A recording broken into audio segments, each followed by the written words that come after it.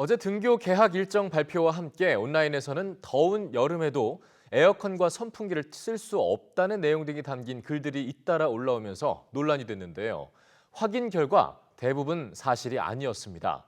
하지만 SNS에서는 오늘까지 관련 글들이 학생과 학부모의 불안을 부추기고 있습니다. 송소환 기자입니다.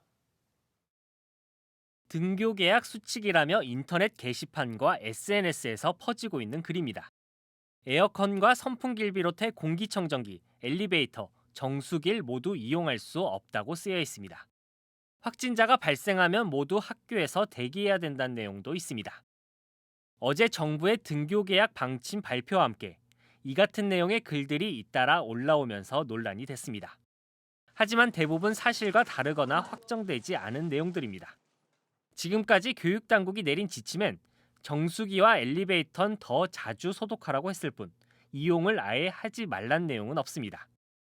에어컨과 공기청정기 이용 금지 역시 지난 3월 고강도 사회적 거리두기 당시 세워진 것으로 정부는 계절에 맞는 새로운 지침을 준비하고 있다고 밝혔습니다. 예를 들면 네. 휴식 시간마다 창문을 환기를 시킨 다음에 사용한다든지 아니면 네. 에어컨을 사용하면서도 일부 창문을 열어놓는다든지 예. 이런 여러 가지 방안을 가지고 지금 논의를 하고 있다. 확진자가 발생했을 때 학교 안에서 대기해야 한다는 내용도 사실과 다릅니다. 확진자 발생 시 학생과 교사 모두 2주간 자가격리되고 수업은 원격 수업으로 진행됩니다. 37.5도 이상의 위중상자가 나오면 검사 결과가 나올 때까지 같은 반 학생과 교사는 집에서 대기하게 됩니다.